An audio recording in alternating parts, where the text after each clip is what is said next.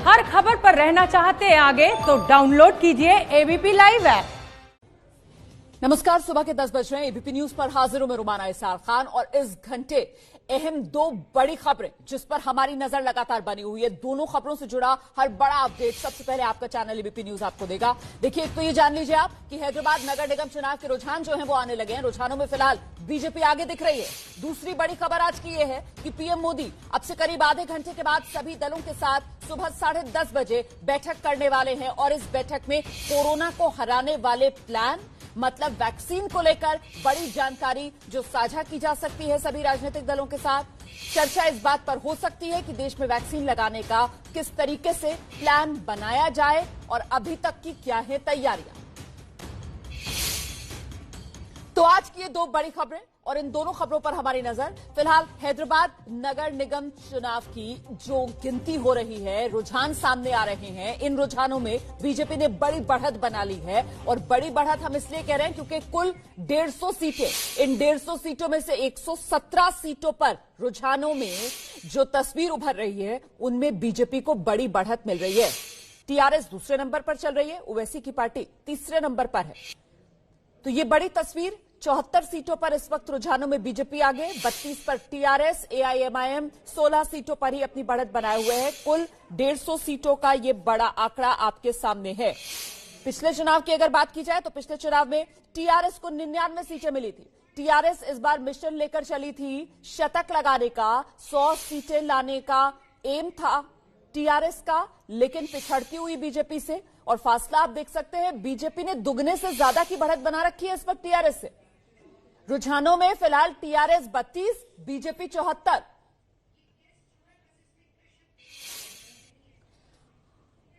तो ये शुरुआती रुझान है और सबसे अहम सवाल यही कि ओवैसी का किला क्या भेद पाएगी बीजेपी। इसी पर चर्चा करने के लिए खास मेहमान आप देख सकते हैं इस वक्त मेरे साथ बीजेपी के प्रवक्ता संबित पात्रा मौजूद हैं। हमारे साथ मुस्लिम एक्सपर्ट मौलाना सईदुल कादरी इस चर्चा में जुड़ रहे हैं। साथ ही वरिष्ठ पत्रकार शेखर अय्यर भी इस वक्त हमारे साथ मौजूद हैं और साथ ही टीआरएस की तरफ से कृषंक मन्ने भी हमारे साथ होंगे। लेकिन सबसे पहले संबित पात्रा का रुख करेंगे। संबित, ये शुरुआती रुझान है, लेकिन शुरुआती रुझान बीजेपी को खुश करने वाले? देखिए, केवल बीजेपी को ही नहीं, जहां तक तेलंगाना की जनता का सवाल है उनको भी खुश करने वाले हैं। और ग्रेटर हैदराबाद म्युनिसिपल कॉरपोरेशन का जो क्षेत्र है, जो क्षेत्र अक्टूबर 13-14 को लगभग 30% क्षेत्र फ्लड के पानी में डूब गया था और उन लोगों को सहूलियत नहीं मिली थी, उनको भी खुश करने वाले नतीजे हैं। वैसे तो ये शुरुआती रुझान है, हमें बहुत ही संयम के साथ इंतजार करना होगा। कभी भी हम वैसी पार्टी नहीं है जो शुरू से ही सेलिब्रेटरी मोड में रहते हैं। किंतु आप 2-3 बड़ी बातें इसमें देखिए। पहली बात, बिहार का चुनाव होता है, एग्जिट पोल के एक नतीजे होते हैं, मगर नतीजों में आप देखते हैं कि जनता आज बीजेपी के साथ खड़ी है, मोदी जी के नेतृत्व के साथ खड़ी है। 50 से अधिक सीट और 12 राज्यों में बाईपोल्स होते हैं जिसमें 40 से अधिक सीटों पे भारतीय जनता पार्टी जीत कर आती है। ये दिखाता है कि भारतीय जनता पार्टी नरेंद्र मोदी जी के नेतृत्व में जो काम कर रहा है उस पर ठप्पा लगाया गया। ग्रेटर हैदराबाद म्युनिसिपल कॉर्पोरेशन, आपको लगता होगा कि ये तो एक म्युनिसिपल कॉर्पोरेशन का इलेक्शन है। ये नहीं, ये आगाज है। इसका अंजाम 2023 में जब तेलंगाना राज्य के नतीजे आएंगे, वहां के असेंबली के इलेक्शन होंगे, उसमें आप देखिएगा आज ये रुझान उस समय का आगाज कर रही है जब भारतीय जनता पार्टी की सरकार हैदराबाद में काबिज होगी।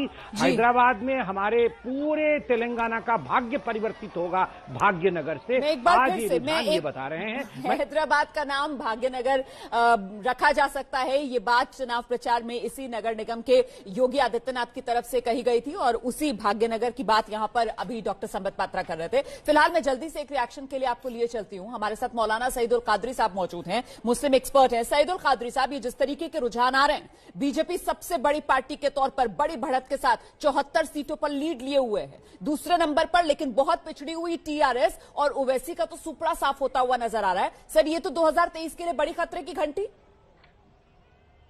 बिल्कुल ऐसा नहीं है मैडम। देखिए, ये जो अभी रुझान आए हैं ये पोस्टल बैलेट के रुझान हैं। अभी जो काउंटिंग शुरू हुई है अभी 10 बजे, अभी 7 ही मिनट हुए हैं। तो इंशाअल्लाह ताला पूरी उम्मीद है कि बीजेपी के जो अज़ायम है वो कभी पूरे नहीं होंगे और हैदराबाद ही रहेगा इंशाअल्लाह ताला। और हैदराबाद की आवाम ने हैदराबाद को बहुत मोहब्बत दी और इसको बेहतरीन डेवलप किया।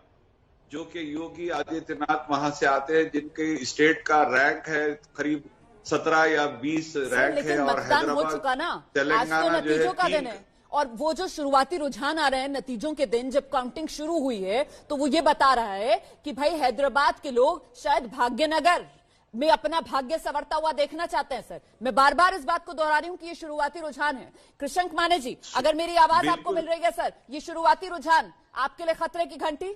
कृष्णक माने, मुझे लगता है कृष्णक माने को अभी हमारी आवाज नहीं मिल रही है, वो कुछ हाथ से इशारा कर रहे हैं अपने मोबाइल का। तब तक वरिष्ठ पत्रकार शेखर अय्यर हमारे साथ मौजूद हैं। शेखर अय्यर साहब, किस तरीके से अभी तक समझा जाए, देखा जाए इन शुरुआती रुझानों को? ये बीजेपी की जीत की भूख, इसी की वजह से कुछ इस तरीके के रुझान की शुरुआती जबरदस्त बढ़त बीजेपी को नजर आ रही है? देखिए, जो भी अभी जो सामने जो चित्र हमें सामने है, इसका बड़ा स्पष्ट है कि बीजेपी ने जो हैदराबाद शहर के अंदर जो फॉल्ट लाइन रही है पहले से, वो सुशासन को लेकर हो, यानी म्युनिसिपल सुशासन को लेकर हो, या वहां पे जो जिस तरह की पॉलिटिक्स लगातार चली आई है, उनका जो मौका देखा था, उस मौके का जो स्ट्रेटेजी उन्होंने बनाया, उसकी शेखर अय्यर जी, मैं आपको रोक रही हूं सर, आपके पास दोबारा आऊंगी। इस वक्त बड़ी खबर जानिए, रुझानों में बीजेपी ने बहुमत का आंकड़ा पार किया। रुझानों में बीजेपी बहुमत के पार, इस वक्त 78 सीटों पर बीजेपी को बढ़त। कुल 150 सीटें हैं, बहुमत का आंकड़ा 76 का, और बीजेपी इस वक्त रुझानों में बहुमत का आंकड़ा पार कर चुकी है। हैदराबाद नगर निगम चुनाव में बीजेपी रुझानों में बड़ी जीत की ओर बढ़ती हुई नजर आ रही है। शेखर अय्यर जी, अपनी बात पूरी कर लीजिए सर। देखिए, बीजेपी के लिए सबसे जो मैं मानता हूं कि बेस्ट जो सिनेरियो मुझे लगता है कि ऐसा हाल बन जाए जिसमें टीआरएस और एआईएमआईएम को दोनों को फिर हाथ मिलना पड़े, क्योंकि बीजेपी चाहेगी कि क्योंकि उसमें जो जिस तरह की सिचुएशन है, मेयर इलेक्ट करना और डिप्टी मेयर इलेक्ट करना, उसमें एक्स ऑफिशियल मेंबर्स भी आते हैं, यानी एमपीज, एमएलए, एमएलसीज भी आएंगे। तो बीजेपी की यही इच्छा होगी कि ऐसा संख्या नजर आए जिसमें टीआरएस और एमआईएम दोनों हाथ मिलाए। अगर वो हाथ मिल जाएंगे, तब इनकी जो स्ट्रेटेजी 23 के लिए जो रहेगी, वो एकदम स्पष्ट हो जाएगा कि ये दोनों पार्टी मिले हुए हैं, उसकी वाकई एक अल्टरनेटिव बीजेपी है। मुझे लगता है वही स्ट्रेटेजी से इस बार उन्होंने चुनाव भी लड़ा है, क्योंकि हैदराबाद जो चुनाव है वो केवल हैदराबाद शहर का नहीं है, पूरा तेलंगाना का है। सर, आप बहुत इंपॉर्टेंट बात आप यहाँ पर रख रहे हैं कि देखिए, वो जो फॉल्ट लाइंस है ना, उसको बहुत बेहतर तरीके से बीजेपी ने एक्सप्लोर किया। और वो फॉल्ट लाइंस सिर्फ समाज में ही नहीं, जिस तरीके के मुद्दे बीजेपी की तरफ से उठाए गए, बल्कि जो पॉलिटिकल फॉल्ट लाइंस हैं, कि देखिए किस तरीके से टीआरएस और एआईएमआईएम एक दूसरे के साथ आ सकते हैं, करीब आ सकते हैं। इस पर कुछ जोड़ना चाह रहे हैं डॉक्टर संबित पात्रा? आइए प्लीज। देखिए, अभी शेखर साहब ने बहुत ही, मुझे लगता है कि एक बहुत अच्छे तरीके से उन्होंने इस पूरे विषय को डिसाइफर करने की कोशिश की है। मैं इसमें 2 बात ऐड करना चाहूंगा। जो आदरणीय अमित शाह जी ने कहा था कि कमरे के अंदर ईलू ईलू करते हैं, कहीं ये कमरे के अंदर ईलू ईलू से कमरे के बाहर निकाह करना और निकाह नामा तक तो नहीं आ जाए। ये जो झूठी मूठी तलाक इन्होंने की हुई थी, ये तलाक एक्सपोज होगा कि नहीं होगा, ये देखने वाला विषय है। मैं यहां याद दिला दूं, और जो लोग तेलुगु समझते हैं वो समझ पाएंगे, इनका बिल्कुल अलायंस बरकरार था। ये झूठी मूठी एक्टिंग कर रहे थे कि हम अलायंस में नहीं है। जब 2017 में चुनाव हुए थे और जब टीआरएस की सरकार बनी थी, उस समय उनका एक डायलॉग था केआरएस जी का, केसीआर जी का, और वो डायलॉग था कारू सारू पदेहारू। कारू मतलब कार उनका सिंबल है, सारू मतलब सर, केसीआर जी सर थे, और पदिहारू मतलब 17 लोकसभा की सीट है, किंतु हम केवल 16 पर लड़ेंगे और 17वां सीट जो है हम अपने दोस्त के लिए छोड़ देंगे। और दोस्त कौन है? वो हैदराबाद, ग्रेटर हैदराबाद सिटी से आ रहा असउद्दीन ओवैसी है। आप 16 सीट पे क्यों लड़ रहे थे? अगर आपकी अलायंस नहीं थी, आप 16 सीट पे क्यों लड़ रहे थे? पदिहारू मतलब 16 सीट पे क्यों लड़ रहे थे? आपको 17 पे लड़ना चाहिए था। तो ये हैदराबाद की जनता और ये तेलंगाना की जनता शुरू से जानती है कि ये मिले हुए हैं, और इसलिए दुब्बक में जो बाइपोल हुआ, उसमें जो सफाया टीआरएस का हुआ है, ये अपने आप में इसी नतीजे की तरफ इंगित कर रहा था। मैं जवाब ले लेती हूँ ना। कृष्णक माने जी को अब मेरी आवाज शायद मिल रही होगी, टीआरएस के प्रवक्ता है। कृष्णक माने जी, आपकी मिली भगत, जिस बात का जिक्र यहाँ पर संबित पात्रा कर रहे हैं, ओवैसी के साथ आपकी साठगांठ बेपर्दा हो गई सर, इसी का खमियाजा भुगतना पड़ा है। शुरुआती रुझान यही कह रहे हैं। देखिए, पहले तो जो आपके ये जो आंकड़े आ रहे हैं, ये सिर्फ 1900 वोट के है, वो है सिर्फ पोस्टल वोट। तो सिर्फ पोस्टल वोट से तो नतीजे फाइनल नहीं हो जाते कि 70 लाख पूरे वोट काउंट करने।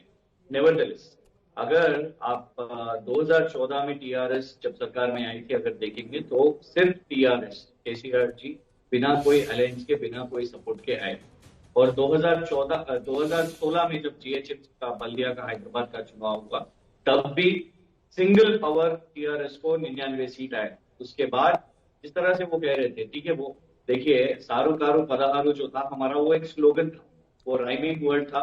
हमने जिस तरह से स्लोगनिंग किया, क्योंकि अभी तक अरे हमें बोल रहे हैं यार भाजपा तो बहुत सालों से हैदराबाद में, क्यों भाजपा हैदराबाद पे सीरियस लड़ नहीं सक रही है? राजा सिंह जी वहां के जो क्षेत्र के गोशा महल के एमएलए, उन्होंने भी हैदराबाद का सीट पूछा, क्यों बीजेपी हैदराबाद में जीत नहीं सक रही है? आज देखेंगे, आज शाम तक मालूम पड़ेगा कि जो सर अभी तो बीजेपी सारी बाकी पार्टियों का आप सबका सुपड़ा साफ करती हुई नजर आ रही है। मैं फिर से दोहरा दूं, रुझानों में ये शुरुआती, हाँ मैं तो खुद कह रही हूँ सर ये शुरुआती रुझान है, मैं तो खुद कह रही हूँ ये शुरुआती रुझान है, लेकिन इन शुरुआती रुझानों में ही अगर आपको कोई दिक्कत नहीं हो रही है, आपको बीजेपी की इन आंकड़ों से अगर दिक्कत नहीं हो रही है तो मैं हैरान हूं सर, क्योंकि ये रुझान कभी भी नतीजों में भी बदल सकते हैं, हम सभी इस बात को जानते हैं। और ऐसे में जो बीजेपी यहां पर बड़ा सवाल उठा रही है कि वो जो कमरे के अंदर, बंद कमरे के अंदर इलू एआईएमआईएम के साथ और बाहर दिखावा तलाक का,